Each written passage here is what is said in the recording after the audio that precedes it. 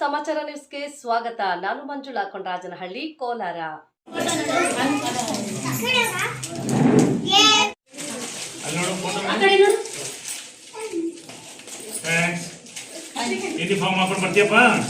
ಶಿಡ್ಲಘಟ್ಟ ತಾಲೂಕಿನ ಮಳಮಾಚನಹಳ್ಳಿ ಗ್ರಾಮದ ಎಲ್ಲ ಅಂಗನವಾಡಿ ಕೇಂದ್ರಗಳ ಮಕ್ಕಳಿಗೆ ಸಮಾಜ ಸೇವಕ ರವಿ ಬಿ ಗೌಡ ಅವರು ಉಚಿತವಾಗಿ ಸಮವಸ್ತ್ರಗಳನ್ನು ವಿತರಿಸುವ ಮೂಲಕ ಸಮಾಜಮುಖಿ ಕಾರ್ಯಕ್ಕೆ ಮತ್ತೊಂದು ಅರ್ಥಪೂರ್ಣ ಹೆಜ್ಜೆ ಇಟ್ಟರು. ಕಾರ್ಯಕ್ರಮವನ್ನು ಉದ್ದೇಶಿಸಿ ಮಾತನಾಡಿದ ರವಿ ಬಿ ಗೌಡರವರು ಮಕ್ಕಳ ಶಿಕ್ಷಣದ ಜೊತೆಗೆ ಅವರ ಆತ್ಮವಿಶ್ವಾಸ ಮತ್ತು ಸಮಾನತೆಯ ಭಾವನೆ ಬೆಳೆಸುವಲ್ಲಿ ಸಮವಸ್ತ್ರ ಮಹತ್ವದ ಪಾತ್ರ ವಹಿಸುತ್ತದೆ. ಗ್ರಾಮೀಣ ಭಾಗದ ಮಕ್ಕಳಿಗೆ ಅಗತ್ಯ ಸೌಲಭ್ಯಗಳನ್ನು ಒದಗಿಸುವುದು ನಮ್ಮೆಲ್ಲರ ಜವಾಬ್ದಾರಿಯಾಗಿದೆ. ಮುಂದೆಯೂ ಶಿಕ್ಷಣ ಮತ್ತು ಮಕ್ಕಳ ಅಭಿವೃದ್ಧಿಗೆ ಸಂಬಂಧಿಸಿದ ಸಮಾಜಮುಖಿ ಕಾರ್ಯಕ್ರಮಗಳನ್ನು ನಿರಂತರವಾಗಿ ಕೈಗೊಳ್ಳುತ್ತೇವೆ ಎಂದು ತಿಳಿಸಿದರು. ಅಲ್ಲದೆ ಮಳಮಾಚನಹಳ್ಳಿ ಅಂಗನವಾಡಿ ಕೇಂದ್ರದಲ್ಲಿ ಎಲ್ಕೆಜಿ ಹಾಗೂ ಯುಕೆಜಿ ತರಗತಿಗಳು ಆರಂಭವಾಗಿರುವುದರಿಂದ ಪೋಷಕರು ತಮ್ಮ ಮಕ್ಕಳನ್ನು ಖಾಸಗಿ ಶಾಲೆಗಳಿಗೆ ಸೇರಿಸುವ ಬದಲು ಗ್ರಾಮದ ಅಂಗನವಾಡಿ ಕೇಂದ್ರಗಳಿಗೆ ದಾಖಲಿಸಿ ಸರ್ಕಾರದ ಗುಣಮಟ್ಟದ ಶಿಕ್ಷಣ ಮತ್ತು ಸೌಲಭ್ಯಗಳನ್ನು ಸದುಪಯೋಗಪಡಿಸಿಕೊಳ್ಳುವಂತೆ ಮನವಿ ಮಾಡಿದರು. ಮಳಮಾಚನಹಳ್ಳಿ ಅಂಗನವಾಡಿಯಲ್ಲಿ ಇವತ್ತು ನಾವು ಯೂನಿಫಾರ್ಮ್ ವಿತರಣೆ ಕಾರ್ಯಕ್ರಮವನ್ನು ಮಾನ್ಯ ನಮ್ಮ ಮಳಮಾಚನಹಳ್ಳಿ ಗ್ರಾಮ ಪಂಚಾಯಿತಿ ಅಧ್ಯಕ್ಷರ ಸಮ್ಮುಖದಲ್ಲಿ ಮತ್ತು PDO ಮೇಡಮ್ ಅವರ ಸಮ್ಮುಖದಲ್ಲಿ ಮತ್ತು ನಮ್ಮ ಸದಸ್ಯರ ಸಮ್ಮುಖದಲ್ಲಿ ಮತ್ತು ಇಲ್ಲಿ ನಡೆದಿರ್ತಕ್ಕಂಥ ಎರಡನೇ ಅಂಗನವಾಡಿಯ ಮಂಜುಳಮ್ಮನವರ ಒಂದು ವೇದಿಕೆಯ ನಿರ್ಮಾಣದಲ್ಲಿ ಎಲ್ಲ ಅಂಗನವಾಡಿ 1, 2, 3 ಅಂಗನವಾಡಿ ಎಲ್ಲ ಟೀಚರ್ಸು ಮತ್ತು ಸಹಾಯಕಿಯರ ಸಮ್ಮುಖದಲ್ಲಿ ಇವತ್ತು ನಾವು ಈ ಯೂನಿಫಾರ್ಮ್ ವಿತರಣೆ ಕಾರ್ಯಕ್ರಮವನ್ನು ಉಚಿತವಾಗಿ ನಾನು ಮಕ್ಕಳಿಗೆ ನೀಡಬೇಕು ಅನ್ನೋ ಒಂದು ಉದ್ದೇಶದಿಂದ ಉಚಿತ ಯೂನಿಫಾರ್ಮ್ ನೀಡೋ ಕಾರ್ಯಕ್ರಮವನ್ನು ಇವತ್ತು ಹಮ್ಮಿಕೊಂಡಿದ್ದೇವೆ. ಇದೆಲ್ಲ ಈ ಕಾರ್ಯಕ್ರಮವನ್ನು ಯಾಕೆ ನಾವು ಮಾಡ್ತಾ ಇದ್ದೀವಿ ಅಂತಂದರೆ, ಮಳಮಾಚನಹಳ್ಳಿ ಭಾಳ ದೊಡ್ಡ ಗ್ರಾಮ.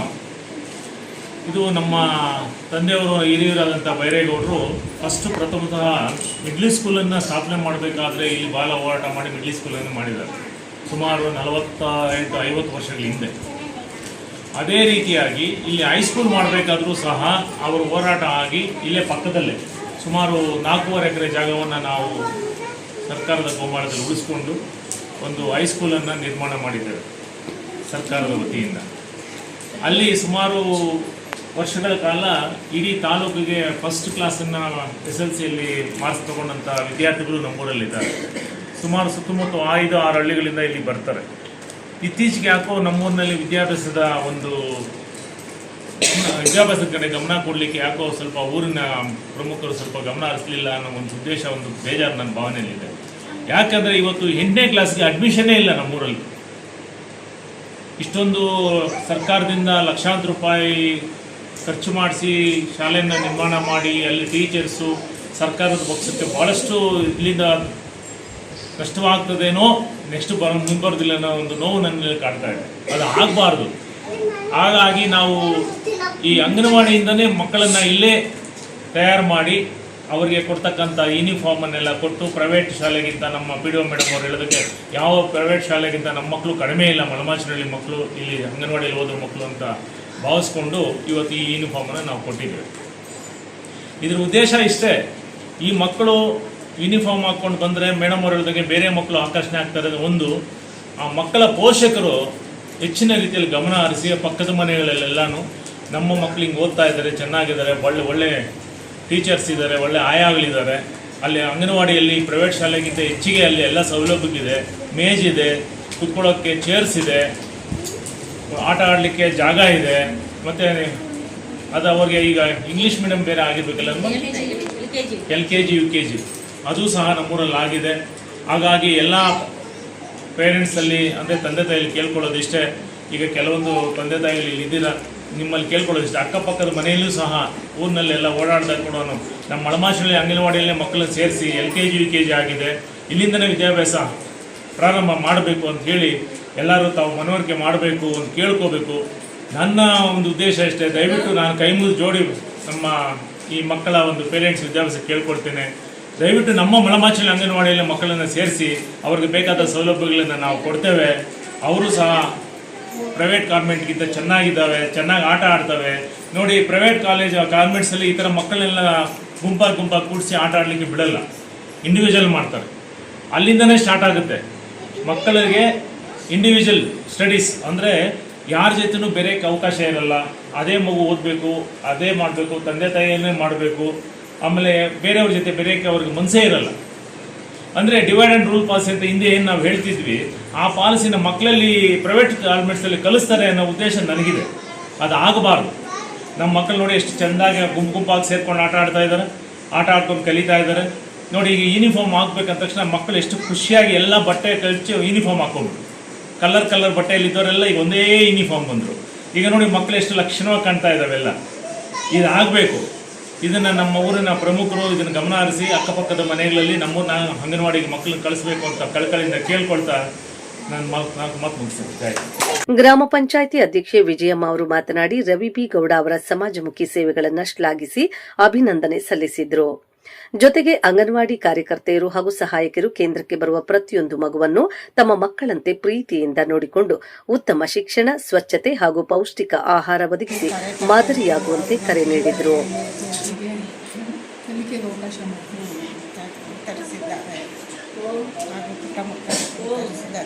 ಅಂಗನವಾಡಿ ಸಹಾಯಕರು ಮಕ್ಕಳನ್ನು ನೀರು ಮತ್ತು ಶೌಚಾಲಯವನ್ನು ಸ್ವಚ್ಛವಾಗಿ ಇಟ್ಟುಕೊಂಡು ಮಕ್ಕಳನ್ನು ಚೆನ್ನಾಗಿ ನೋಡಿಕೊಳ್ಳಬೇಕು.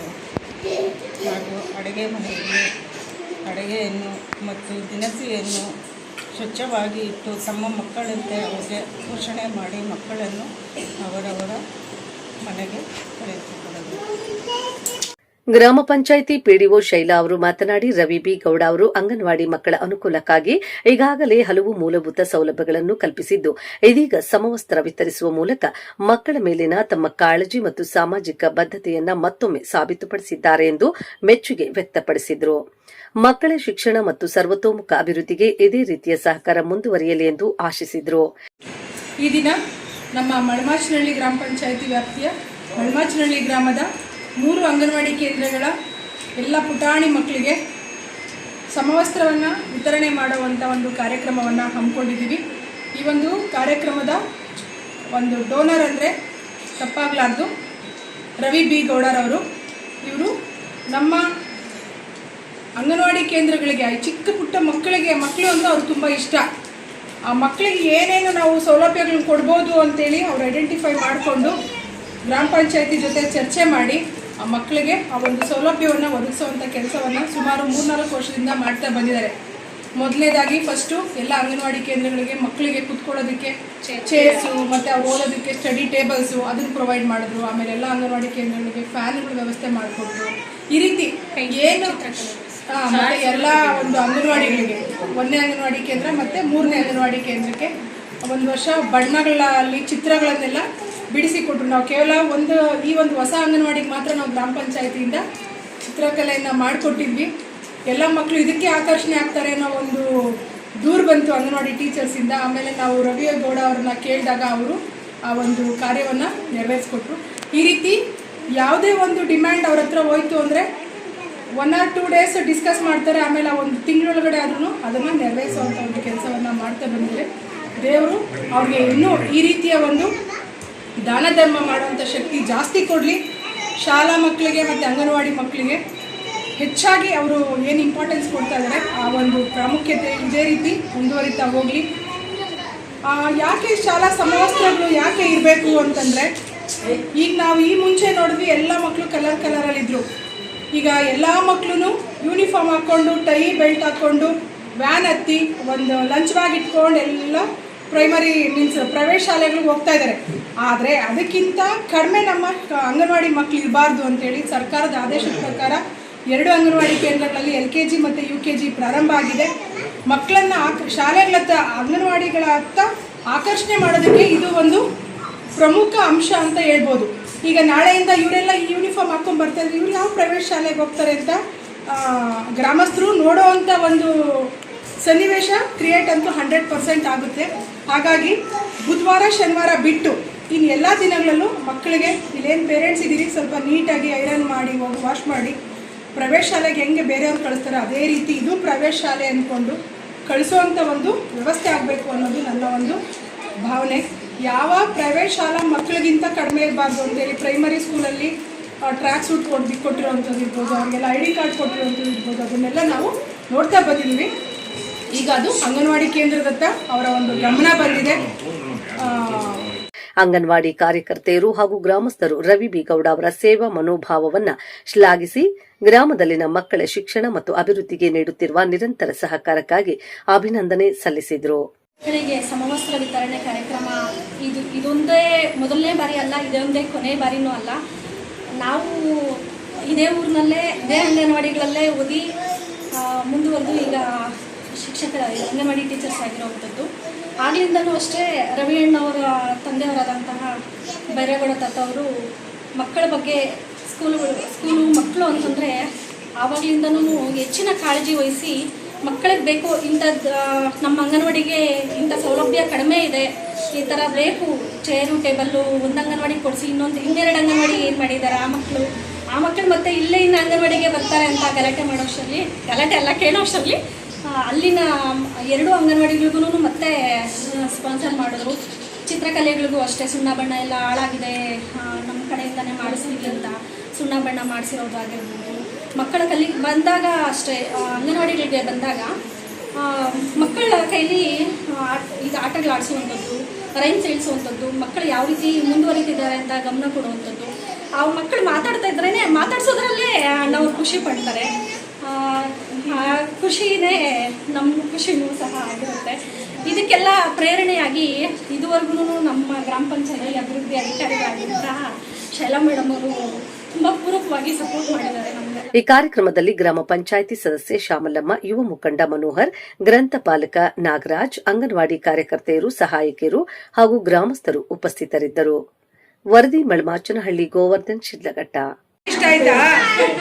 ಡೈಲಿ ಹಾಕೊಂಡ್ಬರ್ಬೇಕಿ ಮೇಲೆ. ಬಾಯ್ ಎಲ್ಲ ಟಾಟಾ ಮಾಡಿ.